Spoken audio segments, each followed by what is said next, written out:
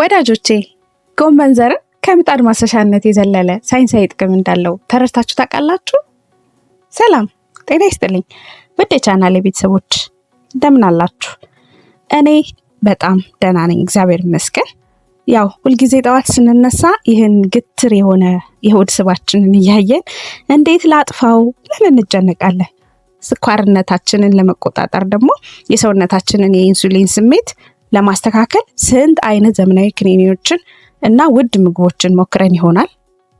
እንግዲያውስ መልሱ እዚህ ጋር በዚህ ቪዲዮ ይቀርብላችኋል ማለት ነው። ይህን የጎመን ዘር አስገራሚና አስደናቂ ሳይንሳዊ ሚስጥር ይዤላችሁ መጥቻለሁ ማለት ነው። መልሱ እዚሁ ጋር ኩሽናችን ውስጥ ነው። በአያቶቻችን እጅ ስር ለዘመናት የኖረ ሚስጥር ቢሆን እንደገና ደግሞ ዛሬ በባህላዊና ተአምረኛውን የጎመን ዘር ኢትዮጵያን ማስተርድ ሲድ ስለሚባለው በባህላዊ መንገድ ተደቁሶ እና ደግሞ ተፈጭቶ የሚዘጋጀውን የጎመን ዘር የሆድ ስብን እንዴት እንደሚያቀልጥና ኢንሱሊን እንደሚያስተካክል በሳይንስ የተረጋገጠውን አስገራሚ ሚስጥር በዝርዝር እናያለን ማለት ነው። ስለዚህ ይሄ ቪዲዮ ይጠቅማችኋል ብዬ አስባለሁ።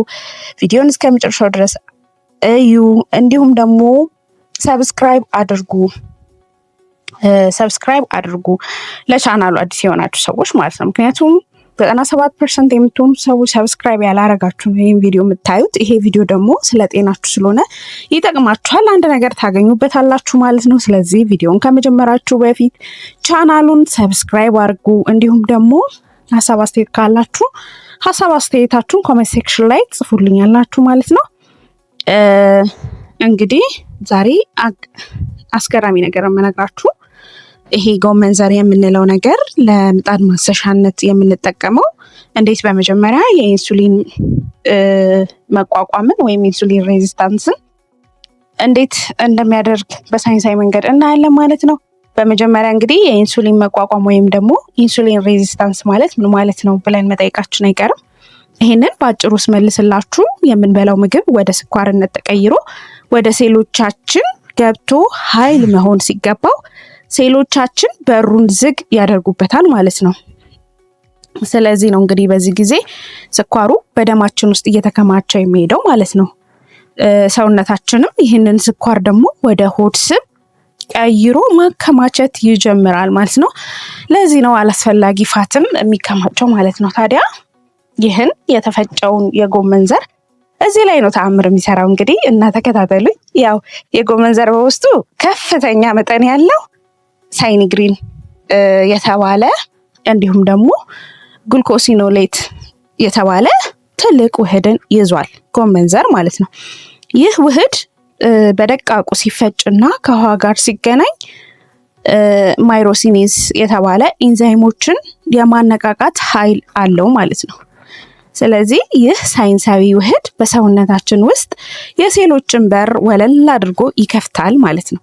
ሴሎቻችን ለኢንሱሊን ያላቸውን ስሜት ወይም ደግሞ ይሄ ኢንሱሊን ሴንሲቲቪቲ የምንለው በከፍተኛ ሁኔታ ይጨምራል ማለት ነው። ያው እንግዲህ በዚህ ምክንያት ደግሞ በደማችን ውስጥ ያለው ስኳር በቀጥታ ወደ ሴል በመግባት ለኃይል ማመንጫነት ይውላል እንጂ ወደ ስብነት በፍጹም አይቀየርም ማለት ነው። ሚስጥሩ ያለው እንግዲህ ትልቅ ሚስጥሩ እዚህ ጋር ነው ማለት ነው። ሌላውና ሁለተኛው ነገርና በጣም የሚያሳስበን ነገር ምንድን ነው ስንል የሆድ ስብን እንዴት ያቀልጥልናል ነው። ይሄ ቤሊፋት የምንለውን ነገር እንዴት ያቀልጥልናል? እንዴት ነው? በምን አይነት መንገድ ነው? በምን አይነት ሳይንስ ነው የሚያቀልጠው ስንለው እንግዲህ ሁላችንም ወደ የምንፈልገው ጉዳይ ነው ማለት ነው የምንመጣው። ይሄ የሆድ ስብ የምንለው ወይም ደግሞ ቪዘራል ፋት የምንለው ማለት ነው። ያው የሆድ ስብ በጣም ግትርና ለጤና አደገኛ የሆነ በውስጣዊ አካሎቻችን ዙሪያ የሚከማች ስብ ነው። ያው ይህ ስብ የሚፈጠረው እንዳልኳችሁ ነው የኢንሱሊን መጠን በደማችን ውስጥ ሁልጊዜ ከፍተኛ ሆኖ ሲገኝ ነው። ምክንያቱም ኢንሱሊን ከፍተኛ ከሆነ ሰውነታችን ስብ ማቃጠል አይችልም፣ ማከማቸት ብቻ ነው የሚጋበዘው የሚቦዝነው ማለት ነው። በዚህ ምክንያት ይሄ ቤሊፋት እንዲኖረን ይሆናል ወይም ደግሞ ስብ ሆዳችን ላይ ይከማቻል ማለት ነው። ስለዚህ ምንድነው የሚሰራው? የተፈጨ ጎመን ዘር ስንወስድ ግን እነዚህ ነገሮች ይስተካከላሉ ማለት ነው። አንደኛ ምንድነው ሜታቦሊዝም ያፋጥንልናል። ያው በጎመን ዘር ውስጥ ያሉ ሰልፈር የያዙ ውህዶች ሰውነታችንን የሙቀት መጠን በትንሹ መጨመር፣ ይሄ ቴርሞጀኔሲስ የምንለው ማለት ነው። ስለዚህ ሰውነታችን በተቀመጥንበት ጭምር ካሎሪ እንዲቃጠል ነው የሚያደርጉት ማለት ነው። ካሎሪያችን እንዲቃጠል ያደርጋሉ ማለት ነው። ሌላ ሁለተኛው ነገር ምንድነው? የሊፖሲሲስ ሂደትን ማነቃቃት ነው። ይህ ማለት ያው የተከማቸውን የሆድ ስብ ሰባብሮ ወደ ደም ውስጥ በመልቀቅ ለኃይል ምንጭነት እንዲበቃ ማድረግ ማለት ነው። ይሄ ሊፖላይሲስ የምንለው። ስለዚህ ምንድነው የሚያደርገው? ሰባብሮ እንዳልኳቸው ወደ ደም ውስጥ በመልቀቅ ለኃይል ምንጭነት እንዲበቃ ያደርገዋል ማለት ነው።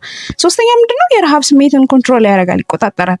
ያው ኢንሱሊን መስተካከል የደም ስኳርን ድንገት ከፍና ዝቅ እንዳይል ስለሚያደርግ ጣፋጭና እነዚህ ቅባት የበዛባቸው ምግቦች የመመኘት ስሜት፣ ይሄ ክሬቪንጋችን ሙሉ በሙሉ ያጠፋል። ስኳር ነገር የሚያምረንን እንደ ዲዘርት ሆኖ ጣፋጭ ነገር የሚያምረንን ነገር ክሬቪንጋችን ሙሉ ለሙሉ ያጠፋል ማለት ነው።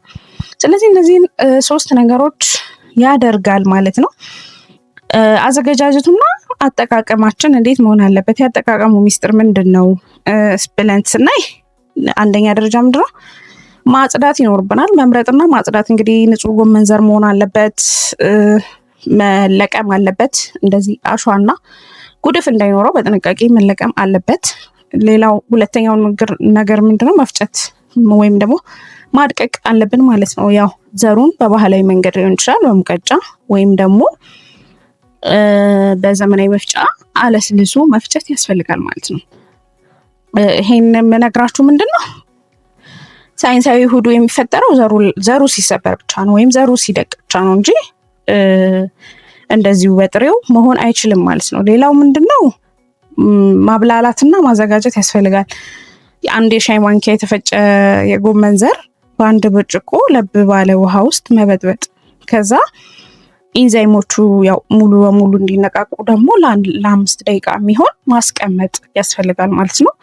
አጠቃቀማችን እንዴት ነው ስንል ያው ለመቅመስ ካስቸገረን ያው ስለሚከብድ ጥቂት ጠብታ ማር ወይም ደግሞ ሎሚ መጨመር ያስፈልጋል። በባዶ ሆድ ነው እንግዲህ የሚጠጣው። በባዶ ሆድ ጠዋት ወይም ማታ ከመተኛታችን በፊት አንዱን ሰሌክት አድርገን መውሰድ ያስፈልጋል ማለት ነው። ስለዚህ በዚህ መንገድ ኢንሱሊናችንን ኮንትሮል ማድረግ ወይም ደግሞ የኢንሱሊናችንን እንትን ማነቃቃት ያስፈልጋል። እንደገና ደግሞ የሆድ ስባችንን ኢንዳይሬክትሊ ማቅለጥ ያስፈልጋል ማለት ነው።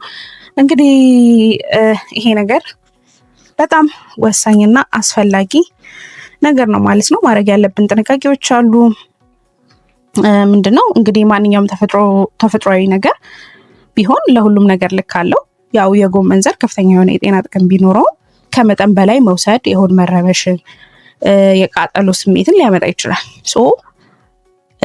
በተለይ ስፔሻሊ ደግሞ ይሄ አልሰር ያለባችሁ ሰዎች፣ የጨጓራ ቁስለት ያለባችሁ ሰዎች ባትወስዱ ይመከራል። እንደገና ደግሞ እንዲሁም የስኳር መከላከያ መድኃኒት የምትወስዱ ወገኖች የባሰ ነው የሚያወርድባችሁ። የደም ስኳራችሁ በጣም ዝቅ ነው እንዳያደርገው ከመውሰዳችሁ በፊት የሕክምና ባለሙያ ማማከር ያስፈልጋል። ማመጣጠን፣ ባላንስ ማድረግ ያስፈልጋል፣ የባሰ እንዳያወርደው ማለት ነው። ስለዚህ እነዚህ 2 ሰዎች ጥንቃቄ ማድረግ አለባቸው ማለት ነው፣ ከመውሰዳችሁ በፊት ማለት ነው።